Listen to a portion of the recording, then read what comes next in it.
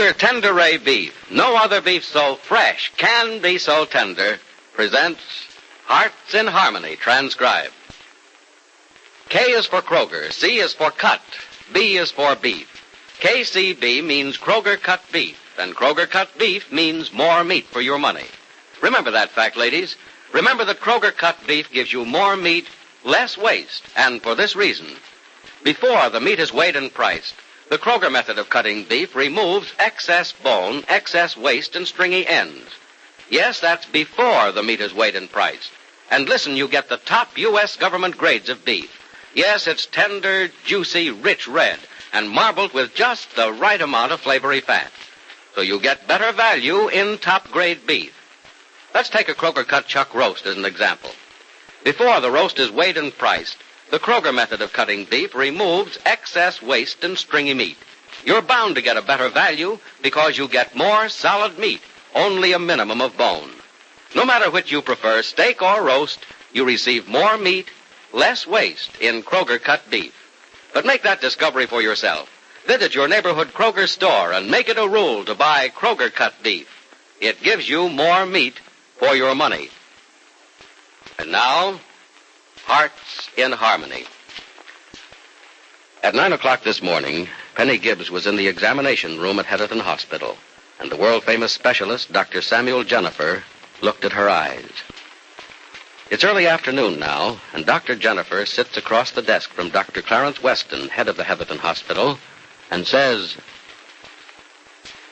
Clarence, perhaps I'm considered a foremost authority in these matters, but I like to hear the diagnosis and listen to the advice of other doctors, even those not in my own field. Well, I can read these x-rays, and I understand these charts in your report. But I'm not a nerve man, Sam, and I know almost nothing about eyes. Well, you assisted me in examining Miss Gibbs this morning. What were your reactions to what took place? What I feared from the beginning, Sam. Her eyes have been injured. And according to this diagram, the most severe damage was done right here. In a place most difficult to reach. That would be dangerous probing, Clarence. I wouldn't want to attempt it under any circumstances, even if I thought I knew what I was doing. As a surgeon, then, you'd say no to an operation, wouldn't you? Yes, as a surgeon. But as an eye man, I wouldn't know what to say. In fact, I have no right to say. Well, I'm no all-powerful judge in the matter either. I don't pretend or claim that my decisions are 100% perfect. But I'm going to say a flat no to an operation. I think you're wise, Sam, if that's what you want me to say. Tell me what you really think. That's all I want from you. I thoroughly agree with your decision. But is there anything short of an operation that you can do? To repair that damage? No. Then what's in store for Miss Gibbs? Well, I'll go through that with you step by step. And then you can tell me what I ought to tell Miss Gibbs and how I ought to tell her.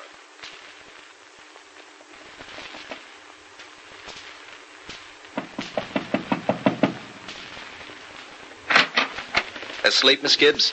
Oh, no, Dr. Evans. Well, I didn't think you were. Not at this time of day. But you didn't answer when I knocked on the door. I guess I didn't hear you. Your mind was a million miles away, huh? No, not a million miles away. All right, not in the room. Maybe that's just as well. Say, they have you sitting up. And after that long examination, too. Well, I asked Angela to let me sit by the window a while. Such a pretty day. Looks a lot nicer than it is. It's cold out there. Smells a little like snow, too. I've forgotten about snow. About snow and rain and wind and clouds and sunshine. Everything. You'll soon be familiar with them all. You like to walk in the rain? Mm-hmm. I've done it lots of times, when it's not too hard. I like to walk in a light drizzle without a hat and feel the soft rain on my face and in my hair. Oh, it's a nice, fresh feeling. Mm-hmm. I seem to remember that it is. Maybe someday we'll take a walk in the rain together. Maybe. Penny, Miss Gibbs. I don't see why you couldn't call me Penny. Well, I will. I'd like to. If we can keep it on even terms and you stop calling me Dr. Evans. All right. What's your first name? I told you a couple of weeks ago. It's Joel. Joel Evans. And there's a junior on the end of it, so my father won't have to suffer for my sins. So from now on, the name is Joel. All right, Joel. Joel. I like the way you say it. You know, I never cared much for the name until now. It's not a very common name. Oh, there's nothing unusual about it. It's certainly not as unusual as yours. You seldom hear Penelope these days. Oh, it isn't Penelope. It's just plain Penny. You know, the bad kind that always turns up. Well, as long as this one doesn't turn up its nose at a struggling intern, I'll be satisfied. Say, did you see what just went by up the highway? No, I didn't. It was the bus to Rossville. Well, I knew it was a bus, but I couldn't see the sign. Oh, I'm sorry, I forgot. About what? Your eyes. Dr. Weston is in conference with Dr. Jennifer about them now. Oh, You're not upset about what they might have found, are you? no. Good girl. Say, it is snow. And by the looks of those flakes, I'd say it's the kind that sticks, too. I know what I'm going to do tonight. What? Find some kids with a sled and head for the steepest hill in town. And you thought I was a child, hmm? I haven't grown, mentally that is, since I was 15 years old. What does that make, a moron or an imbecile? Or a little bit of both? Oh, golly, I'm not sure. Penny, Mm-hmm. do you know that you're smiling today? Am I? Now, you know you are. You feel a lot better this afternoon, don't you? Oh, yes, I do, for some reason or other. Maybe you've decided that things have been so bad that, well, they just can't get anything but better. Maybe I have it that. You know, that's what we've all been hoping for. Oh, Dr. Evans. I thought from now on it was going to be Joel. I'm sorry, I forgot. Joel, what about my eyes? I mean, what do you think they found out in that examination this morning? I don't know. Can you guess? Doctors don't like to guess. Dr. Jennifer or Dr. Weston will be in to see you in a little while and tell you everything you want to know. Well, I don't want to go blind. Of course you don't. I didn't care before, but now I do. Joel, something came over me during the examination. I was thinking about Barry, and I realized he wouldn't want me to give up the way I have. I can do so much in his memory, so many of the things he'd want me to do. If I'm not blind. Let's hope you won't be. It's only a hope. I don't know anything about it. Not one thing. All I know is you've come around. Some miracle has given you interest in life again. You've started to think about the future and about yourself. And that's the medicine you need to get on your feet again. And out of here and living life again. It wasn't any miracle, Joel. I was thinking about Barry. Guessing how he'd feel about things if they'd worked out the other way. If I'd been the one to die. Barry would have gone on. Would have found something else in life to take the place of me. We all have to do that when we lose something that's close to us. Whether it's a person or a possession.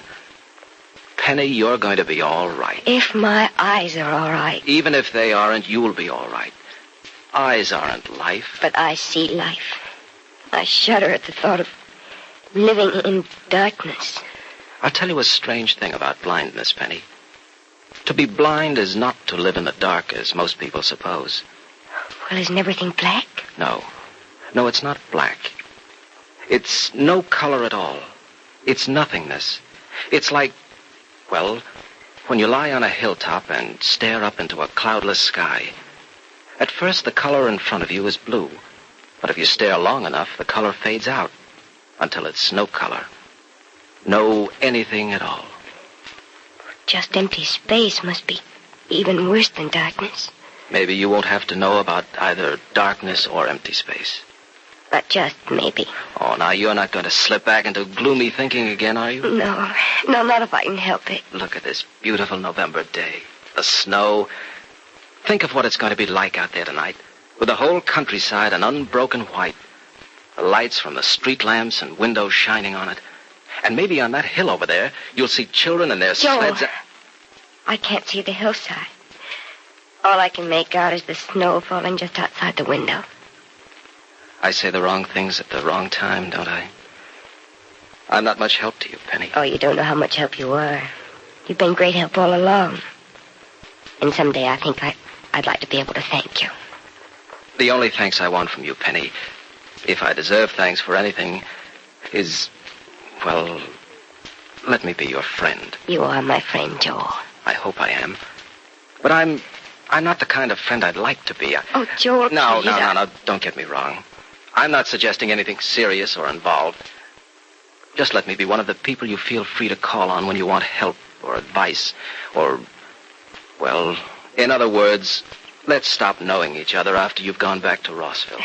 Joel, I don't forget people. Especially people who've been kind to me. And you've made my stay here at least a little more bearable than it might have been if I... Oh, there's someone at the door. Maybe it's Dr. Jennifer or Dr. Weston. Will you open the door, Joel? Sure. I'm kind of nervous. I've been waiting for this, but now that the time's here, I'm kind of scared. Don't worry about it, Penny. Oh, Dr. Evans. Oh, Dr. Jennifer, come in. Miss Gibbs is not. Oh, you're sitting up, Miss Gibbs. Yes, I feel much better. Splendid. Maybe you want to see Miss Gibbs alone, Dr. Jennifer. If you don't mind, Dr. Evans. Oh, not at all. I'll see you later, Penny. Oh, please do, I mean, Joel. Bye. Goodbye. Well, Miss Gibbs, Dr. Evans seems to have made a hit with one of his patients. He's a fine person, Dr. Jennifer. He's helped me a great deal. Dr. Weston tells me he's going to be an excellent doctor. I do wish him the best of luck. He deserves it.